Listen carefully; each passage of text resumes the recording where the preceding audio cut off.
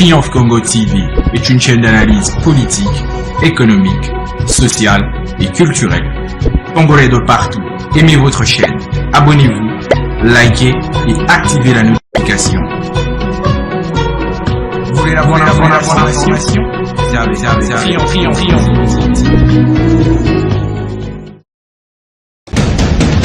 La République démocratique du Congo, c'est le plus grand pays d'Afrique centrale. Un territoire équivalent à plus de 4 fois celui de la France métropolitaine.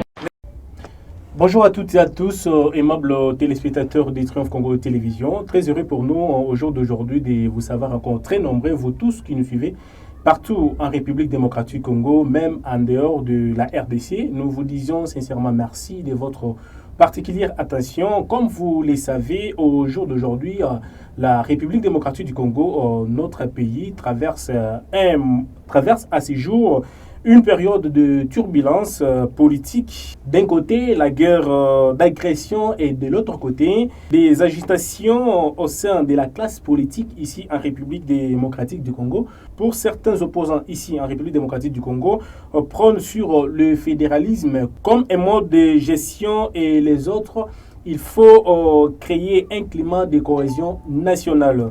Aimables téléspectateurs, avant de continuer avec cette information, comme d'habitude, je vous demande de vous abonner très massivement sur votre télévision Triomphe, qui est un média en ligne. Abonnez-vous sur YouTube, abonnez-vous sur TikTok, sur Instagram, sur la page Facebook, sur X, sur l'adresse @Congo Triomphe. Abonnez-vous massivement, nous sommes là, partout vous allez trouver nos vidéos. Likez nos vidéos, partagez nos vidéos. Activez la cloche des notifications afin de recevoir tout ce que nous produisons ici comme émission. Et aussi, nous sommes dans plusieurs groupes WhatsApp. Comme je viens de vous le dire, aimables téléspectateurs, que retenir du communiqué du ministre d'État et ministre de la Justice et garde des Sceaux sur la poursuite judiciaire de notre ancien président de la République démocratique du Congo, M. Joseph Kabila Kabange? Alors, cette réponse, nous l'aurons ici dans cette émission de Kilashi Kumambo, d'Écrit Info, que vous avez l'habitude de suivre tous les jours, avec le premier vice-président de l'UDPS Fédération Lubumbashi 3. Il sera ici pour nous expliquer toutes les décisions prises par le gouvernement national par rapport à l'ancien président Joseph Kabila Kabange. Alors, avant de poursuivre avec tout ça, je vous invite d'abord de suivre la matinée politique organisée par cet acteur de l'UDPS depuis la ville de Lubumbashi, et nous allons nous retrouver tout juste après. UDPS viva! UDPS viva!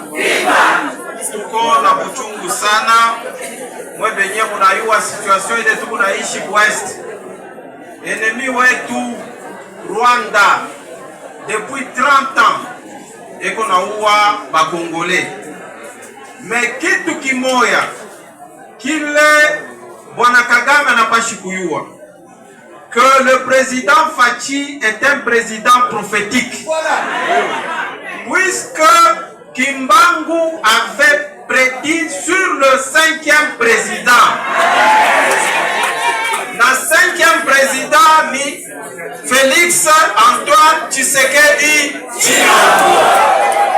Tunamupatia bwana Kagame message moja. Kama uliangusha Mobutu, kama uliangusha Mzee Laurent Désiré Kabila, mais utaangusha Fachi Beton.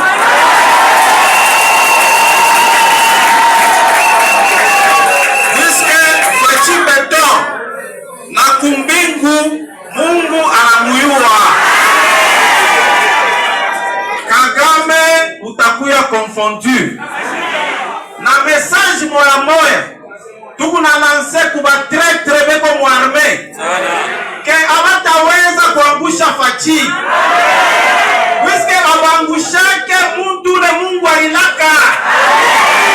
Beko na perdre ta yabo bule. Mbio. Alors, Mr. Kuya mrefu sana mkusema. Mina nipikia aksanti sana. Mina nipikia aksanti kuma section yote. Ilikuya hapa ya Lubumbashi 3. minapitia aksanti kuma ligi yote, ligue des jeunes, ligue des femmes ilikuya hapa. Minapitia aksanti ma structure yote informel ilikuya hapa. Minapitia aksanti ku komite federal yote mzima iku hapa. Munjina ya president federal wetu Michel Kabwe Mwamba.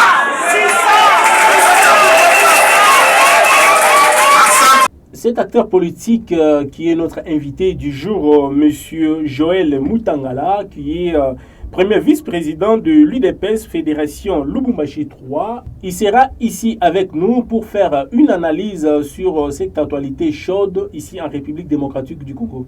De ces faits, aimables téléspectateurs, je vous invite de suivre ce duplex qui est votre rédaction a réalisé avec ces grands acteurs politiques de l'UDPS depuis la ville de Lubumbashi, et nous allons nous retrouver tout juste derrière. Monsieur Joël Mutangala, bonjour. Bonjour, monsieur le journaliste. Oui, monsieur Joël Mutangala, en tant qu'activiste politique, membre de l'UDPS et en même temps vice-président de l'UDPS Fédération Lubumbashi 3, comment avez-vous accueilli le message lancé par certains acteurs de l'opposition qui prônent le fédéralisme comme mode de gestion pour que le pays reste dans la cohésion nationale? Je sais vous dire d'emblée que l'UDPS, c'est un parti fédéraliste. Donc, dans nos statuts, nous prenons le fédéralisme. Mais il s'avère que pendant ce temps, comme nous sommes dans un temps vraiment très critique pour notre pays, ce n'est pas encore à l'ordre du jour. Il faut d'abord que le pays soit stable pour qu'un jour le fédéralisme soit déclaré. Sinon, nous risquons d'assister à des choses. Vous-même, vous suivez ce qui se passe avec la décentralisation. Donc, il faut qu'on réussisse d'abord la décentralisation. Et enfin, nous allons passer au fédéralisme, puisque l'UDPS, de par ses convictions, c'est un parti fédéraliste. Oui, ne trouvez-vous pas que là, vous agissez contrairement au statut même de votre parti politique, parce que avec la décentralisation, c'est un échec. Prenons l'exemple de la retenue de 40% à la source qui n'est pas exécutée. On prône plus le renforcement de l'unitarisme à Kinshasa. Bon, ne parlons pas comme si tout était normal. Nous sommes un pays en guerre. Vous savez ce qui se passe dans la partie est de notre pays. Depuis l'arrivée du président Félix à la tête de notre pays, il a cherché à pacifier l'est de la République. Et du moment où il était en passe de pacifier l'est de la République, une agression cachée sous forme d'une rébellion a commencé avec cette histoire du M23. Et derrière, il y a les Rwandais qui nous agressent. Et la situation s'est détériorée dans la partie Est. Et tous les efforts sont concentrés maintenant à ce qui se passe là. Puisque nous n'allons pas céder même pas un centimètre de notre territoire. Et donc, beaucoup d'efforts sont mis à la disposition et en faveur de l'armée. Alors, pendant ce temps, parler de l'échec en ce qui concerne la décentralisation, moi je ne crois pas. On pouvait parler de l'échec si jamais tout était normal. Mais pendant la situation que nous sommes en train de connaître, dire ça, moi je trouve que ça relève de ce qu'on appelle l'apostasie. En d'autres termes, au contraire, moi je voulais demander aux autres qui sont en train de réclamer le fédéralisme que l'UDPS n'agit pas à contrario de ces statuts. L'UDPS, je me répète, c'est un parti fédéraliste. Un jour, nous allons finir par y arriver, mais pas de manière précipitée, puisque nous ne voulons pas donner l'occasion au diable et à ceux-là qui veulent la balkanisation de notre pays d'en profiter. C'est pourquoi je dis que ce n'est pas le moment, il faut attendre. Oui, ce n'est pas le moment, il faut attendre, monsieur Joël Mutangala. Alors, comment réagissez-vous face à la décision prise par l'arrêté du vice-premier ministre et ministre de l'Intérieur interdisant le fonctionnement du PPRD, le parti cher à Joseph Kabila, et aussi accompagné du ministre de l'Intérieur qui demande à l'auditorat militaire d'ouvrir des poursuites judiciaires contre Joseph Kabila et le gel de ses biens?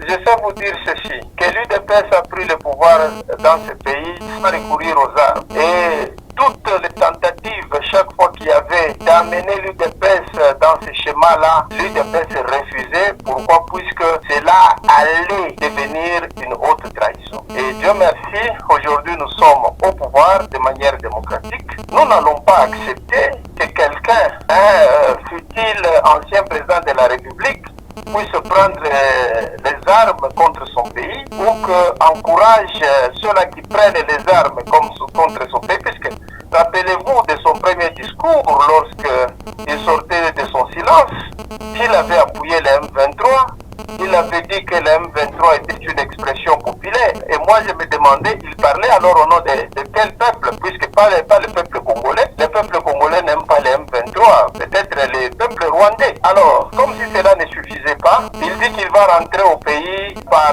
l'Est de la République. Et il choisit Goma. Nous tous nous savons qui contrôle Goma aujourd'hui. Et il vient de quel pays? Il vient du Rwanda, le pays qui nous agresse. Moi je pense qu'il a des confusions énormes.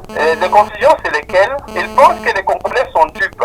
C'est elle qui nous avait un jour présenté James Kabarebe comme étant un Congolais alors qu'il était un Rwandais. Et c'est Kabila là qui était venu avec James Kabarebe. Lui, il croit que s'il vient par le Rwanda, les Congolais vont l'applaudir. Tous les malheurs que nous connaissons dans 30 ans à l'est de la République ont comme origine le Rwanda. Et donc aujourd'hui, quelqu'un qui ne sait plus cacher ses apparences, ses acquaintances avec le M23, l'AFC, ses acquaintances avec les régimes rwandais, celui-là, il est considéré comme... Et par conséquent, la justice va faire son travail. Oui. Et donc moi je pense que Oui. ce n'est que justice et les mesures qui ont été prises, c'est les mesures qui ont été après le conseil des ministres qui s'est tenu récemment. Et nous avons suivi tous après ce qu'il y a eu, c'est-à-dire M. Kabila va devoir répondre à la justice. Et moi je dis c'est tout à fait normal puisque son attitude ambiguë met tout le monde dans la confusion, met les vrais Congolais dans la confusion. Vous tous, vous savez que beaucoup de cadres maintenant aujourd'hui du PPRD,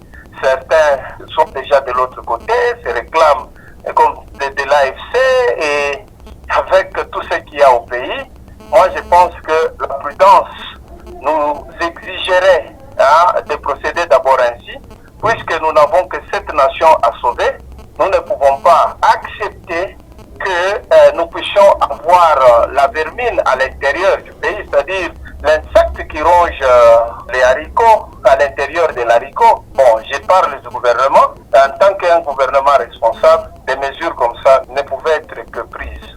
Oui, vous dites qu'en tant que gouvernement, mais lorsqu'on recourt à la justice, le code pénal congolais demande toujours de preuves pour condamner quelqu'un.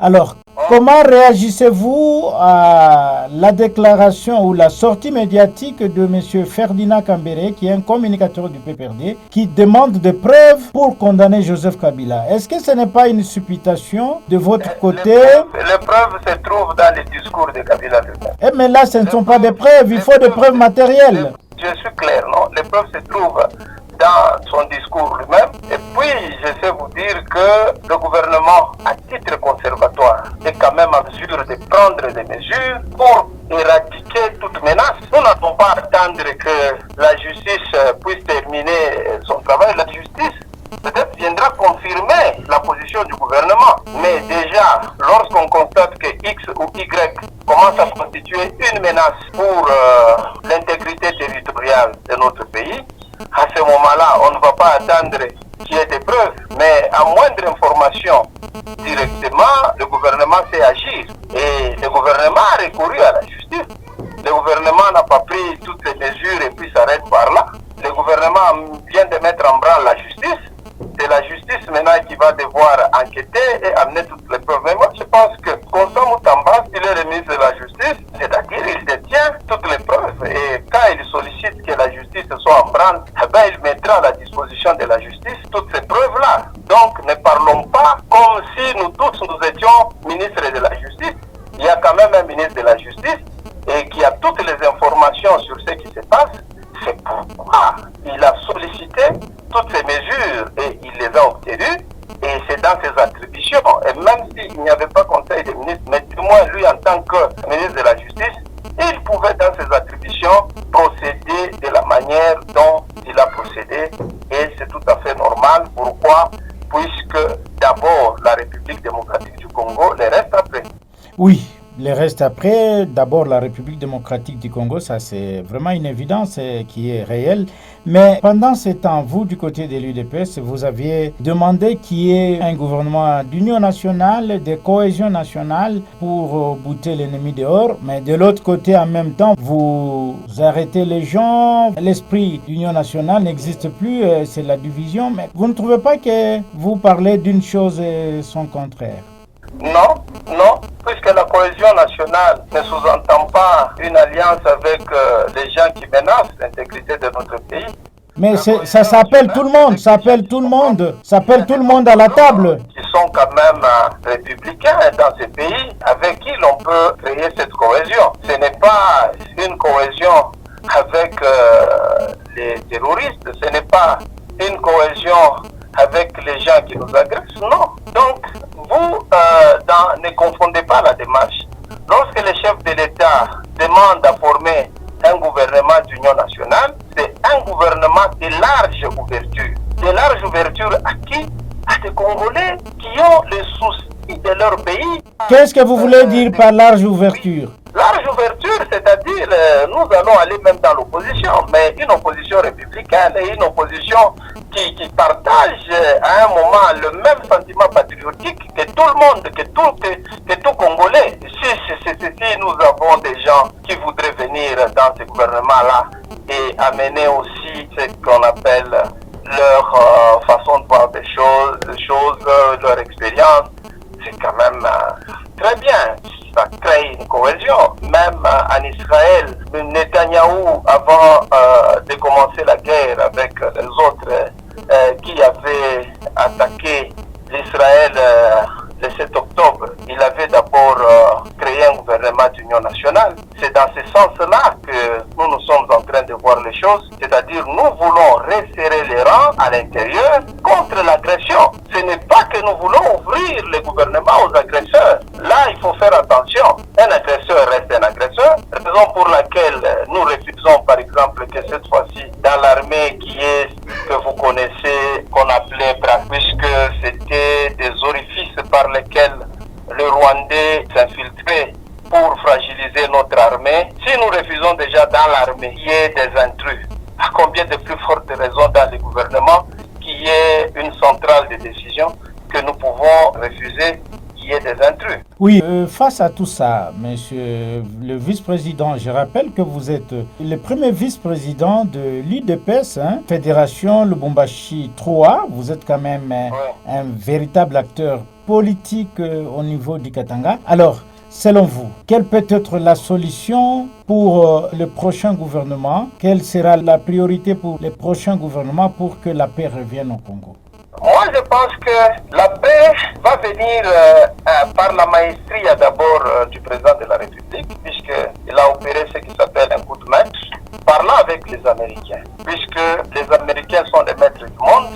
Et une fois que les Américains vont mordre, c'est-à-dire au contrat que la République démocratique du Congo leur propose, eux-mêmes ils vont devoir faire aussi des nettoyages, puisqu'il ne faut pas oublier qu'ils y étaient aussi pour quelque chose. Mais maintenant qu'ils décident que cette guerre s'arrête, moi je ne vois pas un opposant armé ou je ne vois pas un pays agresseur aller à l'encontre de ce que les maîtres du monde décident, donc les Américains. De ce côté-là, l'affaire est en train d'être réglée et les Américains ont mis tout le monde en garde contre encore des avancées dans l'Est, puisqu'ils veulent investir dans les minéraux stratégiques, les minéraux qui sont recherchés par toutes les grandes puissances. Et la République démocratique du Congo est une aubaine pour les Américains. Donc la guerre de l'Est prendra fin. Donc la solution viendra de l'extérieur et non dans la cohésion nationale.